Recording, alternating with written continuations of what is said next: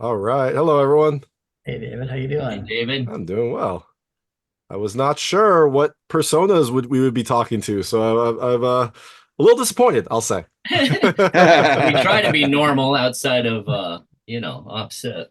I Yeah, mean, outside of the gathering. Yeah, yeah. outside of the Right? carnival. Yeah, that makes sense.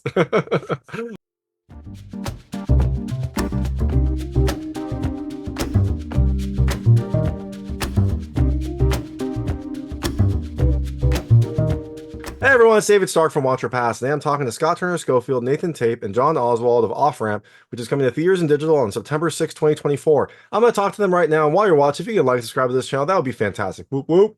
So, thanks so much for joining me today. I've got Scott Turner Schofield, Nathan Tape, and Jon Oswald of Off Ramp, which is coming to theaters and digital on September 6, 2024.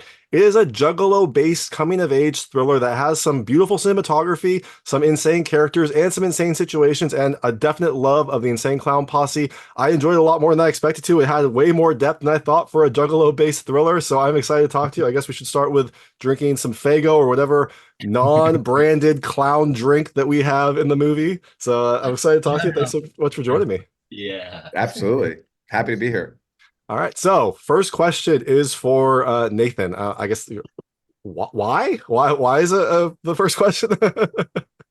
I mean, I was just like, I knew about Juggalos, watched some of the Vice documentaries, saw some of that stuff going on. It was a very fascinating subculture. But then I saw a documentary specifically called The American Juggalo. And in American Juggalo, I really learned about the Juggalo family love element of the film. I mean, of the culture, excuse me. And that really inspired me. I thought that was a really beautiful thing. I thought that, these folks who may look a little different, maybe kind of prejudged or kind of seen in a certain light, actually portray this love of each other that is about a found family. So I just thought that was a really inspiring kind of idea, and that kind of jumped off. And it's a funny thing. I mean, Juggalos are kind of they love to joke, they love to prank. So it was just something that seemed like a really cool road movie to have two characters on their way to the gathering, such a specific place and a specific a thing, and then it became such a metaphor for so many other things. Interesting. So you weren't actually a Juggalo before this. I was curious. I wasn't sure if you were like the Inceptor Juggalo and then you got everyone else involved. This is just an interesting project for you to kind of like sink your teeth into. Yeah, sort of. I mean, I wouldn't consider myself a juggalo at the beginning of making this, but I consider myself a juggalo now. And, really truthfully, getting to know a lot of these folks and going to the gathering and really getting to know them and know them as people and know their wants and needs and their humanity really touched me and really like got me really close to these people. And they're just like, juggalos are just like everybody else. They just want to be loved and accepted and have friends and celebrate things. And they just want to wear the shirts and listen to the music that they want to listen to. And I think that really, truthfully, I found so much in common with that idea, and that juggalos are on the outskirts of society, like a lot of folks are on the outskirts of society, and they deserve representation just like everyone else does. And so I just thought that was a really beautiful notion, and the more I dove into it, the more it kind of revealed itself. Yeah, no, for sure. I am not in Juggalo subculture. I know a little bit about it just from, experience, like music experiences and things like that. But it does seem like a very kind of like fun group. It seems like Violent J and Shaggy Two Dope are just like phenomenal people. Like, their music is interesting, but also they just seem like good, genuine people who like love their fans and love their family. So I did like this. I did like seeing that they were like specifically thanked. I wasn't sure if you like had their approval or had their input on this movie. If this was just like a sleeper way to get into contact with them. I mean, obviously we licensed Miracles in the film, so we've been talking to their manager and things like that, and we've kind of gotten inroads into talking to them. I was just at the gathering of the Juggalos myself 2 weeks ago and had a good chat with Joe, who's Violent J, and as far as I know, they haven't watched the film yet, but we really hope that they love it and they have the film in their inbox.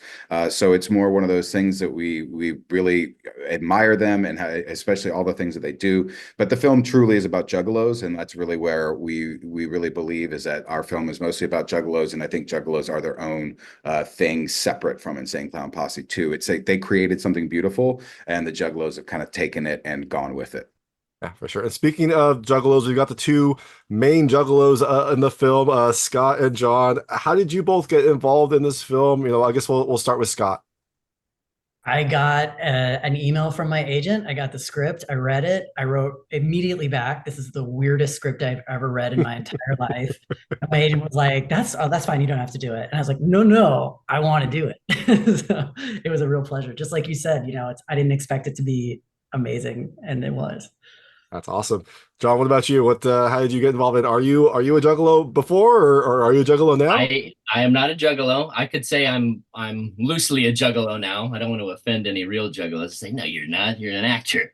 But I wanted to be for a while we were shooting. No, I grew up listening to heavy music though. So I had all their CDs growing up in middle school and stuff. But it wasn't until researching this that I knew how big of a thing it was outside of the music. Like Nate said, just being a juggalo, it's like, yeah, amazing. But the co-writer and producer Tim Cairo and I had worked together before on a film called Low Life. So he kind of texted me while he and Nate were working on the script, like, dude, I got this new script. I think you'd be great for it. He's like, I'm trying to get you in with the director. I guess Nathan was talking about using real juggalos, which is cool. He's like, it's between you and like he kind of wants to use like a real juggalo. I was like, okay, well, if he decides to go the other route, then I'm in if he wants an actor.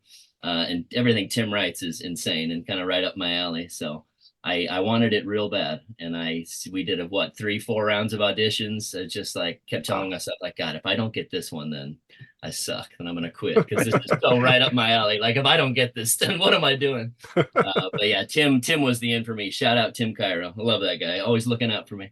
That's awesome. And so, how did you both get like indoctrinated into the culture? Because I imagine there was a fairly steep learning curve. I mean, I'm sure that a lot of it was written on the script, but then you probably wanted to have your own background as well. Did you go to a gathering before this, or did you just kind of like watch a lot about them? I watched everything I could find. And then Nate put us in touch with the three juggalos who were in the film, Mankini, Scotty D, and Jimmy Soda. And but the heart of what being a juggalo is in the script. And I think we all just kind of really got that pretty much right away, and it was all there for us. Very cool. John, did you do anything specific? Did you go to a gathering, watch, or did you paint your face at least? Or I did not paint my face, no, but my face was painted for one of those times that we did the voiceover that is all throughout the film. I happened to be in the face paint, and they're like, let's do some of the voiceovers. Like, oh yeah, that helped it so much. That's Once you put the paint on, man, it really becomes a real deal. But no, it was watching the documentaries that Nate sent. Like as an actor, when I get a job, it's like, well, how do these guys talk? And do they have a certain kind of, and it's a really unique thing. They have so many unique phrases and sayings that I really just wanted to watch as many interviews with real life juggalos as I could to not seem fake. But I did. My friend sent me a case of Fago, so when I was doing my prep in the garage, I might have smoked a little bit and listened to a little bit of ICP and drank a bunch of Fago while I read the script, let it soak in the brain. I did listen to a lot of ICP. I sat down and just like brought me back, man. Yep. The sacrifices you make for your art, just dedicated actors, smoking, listening to music, drinking Fago. It's just the sacrifices. Hard life, man. My wife comes in the garage. Are you doing that again? So, yeah, I'm working here. Get out. It's art. It's art. Also, I'll say too, like when these two folks came in town, I mean, one thing is that like they didn't know each other at all, and I was like, hey, here are two strangers, be best friends for life. And credit to both of them for like connecting so much. And I think one of the things too is we just had like such a great spirit and vibe around what we were trying to do. We were trying to do something like our hope was to do something that was going to do good for some folks and shed some light on some people and some perspectives. And these are two lovely humans who also agree and felt that same thing. So I think that we worked really hard together. So even though it was a short time, everybody was really on the same page because we were like, this is cool. This is something cool to do, and we all believed in it really well, really, really strongly. That's awesome. And one thing I loved about this movie is it was so beautifully shot. I was like surprised. And I found out why. I messaged Miles Doleac because I've interviewed him before. He's like, oh yeah, the film by my Nathan Tape. He's a great cinematographer. Like that is why. That is why it was so beautifully shot. So I love the way that this film was shot, especially the dog scenes. They were just so randomly beautiful. And then also I love that you had Miles Doleac, and I know that if he's in a movie, it's going to be at least a fun movie. So Well, Miles is literally right through that wall right now. That's Hi, his Miles. office over there. Yeah, I mean, the thing too is that even though I am a cinematographer, I hired a really good friend of mine who's a really talented cinematographer himself named Braun Moy, who's somebody who I knew. He was an on-set dresser when I worked. I worked with him as that in that capacity, and I knew that I wanted somebody else to shoot the movie, both because I was going to be too focused. I was like, I would just think too much about the camera. Did a short, and I thought too much about the camera instead of the acting. And Braun is incredibly talented, and you can see that in his work. And actually, funny enough, a lot of the dog photography, we had some issues in our schedule, as you do with independent films. And what happened was John and I went and recorded voiceover, and I was like, "Here's some dogs, Braun, and here's a camera. Go for it." And so Braun really like took a lot of the dog stuff was in the script, so it was like, oh, we need the 3 dogs, the 4 dog, that kind of stuff. So he followed the script and really just captured that on his own. So he did a great job. Absolutely beautiful. That's awesome. And you mentioned that you licensed Miracles. I love that end credits song. I thought that that was beautiful and perfect. How did that come about? I mean, was that just somebody you worked with before, or was it who came up with this idea for a like reimagining of like an iconic ICP song?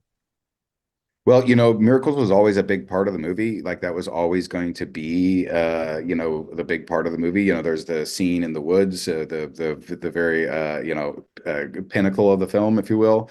That was going to always have the Juggalos, our characters Trey and Silas singing Miracles, and so that was because part of the idea I had was like, what is a Juggalo miracle, right? And this to me was a Juggalo miracle. So it was always going to be a thing, and I found on YouTube a couple who did like a ukulele cover of Miracles, and I thought it was really cool. And so I said to my composer Rick Nelson, who's an incredibly talented composer. He does a lot of string. He's like a string master. And it's funny enough, I was like, "Hey, can you do like a ukulele cover of this?" He's like, "I've never played a ukulele before," and I was like, "Oh man!" And then literally in like 6 hours, he was like, "I went and got a ukulele and played it," and I was like, "Are you kidding me, you genius! Like it's so good." Oh, to So have yeah, it was a talent. combination of a few things, That's amazing. So I know we have a limited time, but I have a very busy schedule today. So I'm going to switch to a lightning round. They're just lightweight questions about the film. I want to see how your personal experiences map to things in the movie. Feel free to skip any of them. I won't be offended, but I try to keep them very answerable. First question. Have you been to a gathering of the Juggalos? I know you have, Nathan. Scott or John, have you been to a gathering since this film? Not yet. We're going Next year. Next All year, we're right. hoping. That's 25-year awesome. anniversary. Let's go. Perfect. And so perfect follow-up question. Do you have like, clown names, Juggalo names that you either are going to use or have already adopted? I've been given. Trey and Nate, do you have Silas. one? Yeah, so I was given a Juggalo name at the first gathering that I went to in 21, and that my last name is Tape, obviously, and Jimmy Soda called me VHS Tape, so I thought that was a pretty appropriate. That's good. I like that. I'll take whatever name they give me. You'll be Honor. I anointed. think I think Trey and Silas will do. I think they'll get that one. Be good. That doesn't sound clown enough, but I guess that is a persona. So I guess we can I go with mean, that. we do. There's Silas the Lycan and Timber Trey. There you Hey. go. Yeah, those are good names. When you go to this gathering, do you have a favorite Fago flavor? Yeah, well, they're really sugary. I will say that. What happens is you get sprayed in a lot of it. So, I will say there was some really cool juggalos from New Orleans who make these great mixed drinks, and they made a really good one with a cotton candy Fago that was really Oh, delicious. Oh So, wow, that I does was sound drinking. delicious. I was mixing whiskey with the orange Fago in my role research, and it was great. Yes, the things that you have to do for your art, I your know it's method pretty hard. acting. Honey, I have to. It's good. Another question. Feel free to skip this if you don't want to. This movie involves one character who is, drinking breast milk. Have you ever drank breast milk? I have not. John, you probably have. I have 3 little kids. I did try it out of morbid curiosity. It It's does kind not of taste like normal milk. Yeah, agreed. Scott? Maybe when I was a kid, when I was a baby. That's a cop out, but I'll allow it. Trey's dream in this movie is to open an ice cream truck. When was the last time you purchased anything from an ice cream truck? Last week. Oh wow, very nice. But 3 Like I kids said, makes 3 perfect young sense. kids. We run outside when we hear the dinging or I'm in the doghouse. It's been a while for me, but big fan of ice cream. It's delicious. I actually saw it wasn't Fago, but I saw like a very interestingly very close ice cream truck recently, and I was like, that's genius, man. Maybe his dream comes true There in you the go. sequel. And have you seen the 2018 movie Family, which also involves a Juggalo trip? And I love that movie. I was amazingly surprised by that movie. Yeah, Yes, go ahead, go ahead. no, it was a sweet movie. It was, I thought it was like probably of the movies that represent Juggalos, that one did it the best in terms of family, right? Before this Until movie, obviously. until us, Yeah. yeah. I think it's an interesting one because that's actually kind of how we got connected with a few folks too. Is that I watched the movie Family because I was like, oh, did somebody make the same movie I'm trying to make? And they didn't. We're totally different films, but in it, I knew the unit production manager because I work in film in other capacities. So I knew the UPM, and I reached out to him and was like, hey, can you hook me up with your Juggalo connections? And he actually, Kenneth Hughes, his name, and he hooked me up with Scotty D and with Bill Dale, Violent J's manager. So the connection is very strong there, and it really did help us get further along with the Juggalos. That's awesome. And yeah, it just kind of shows that movie Family introduced you to the Juggalo family, which then got this film made. Exactly. And so I know you mentioned that you're all going to go to the next gathering of the Juggalos. Are you going to be filming that in order to have, I mean, either a separate documentary or a special feature for a physical release of this movie? I feel like both of those would be very relevant. It's a good idea. We may do that. We will see. We'll see the gathering is a very fun, exciting time filled with a lot of things. So it can be a challenge to get it all into the time. So it'll depend, but it's a very good idea. We may consider that for sure.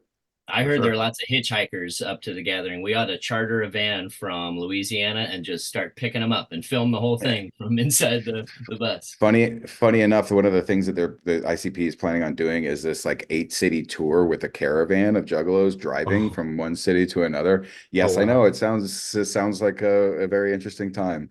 So that would be a pretty interesting thing that they're planning to do this fall, I believe. So we got to keep an eye out for that. Can we not take the van that we used in the movie though? That van is burned. Afraid she The won't go van very far. the van looks great, but it has as we had a couple of instances where it didn't start up for us, or even smoked one day. It was a pretty interesting day. Oh wow. Well, movie magic right there. The van looks fantastic. It seems to run perfectly well. So I'm glad that it worked out. Well, Yeah. you can see the van. You can see this strangely endearing Juggalo thriller off-ramp coming to theaters and digital on September 6th, 2024. This is Nathan Tate, Scott Turner Schofield, and Jon Oswald. Thank you so much for your time. Thank Well, you, David. Really Gentlemen, appreciate it. thank you. Awesome. Thank you Whoop, so much. It was a whoop. lot of fun. That was Scott Turner, Schofield, Nathan Tape, and Jon Oswald of Off Ramp, which is coming to theaters and digital on September 6th, 2024. It is a Juggalo-based coming-of-age thriller that has just some beautiful cinematography, some really kind of fun, insane clown posse references, and a nice story arc. If you like this interview, please like and subscribe to this channel. It helps me out a lot. Make sure all my new content goes straight to you. Thank you.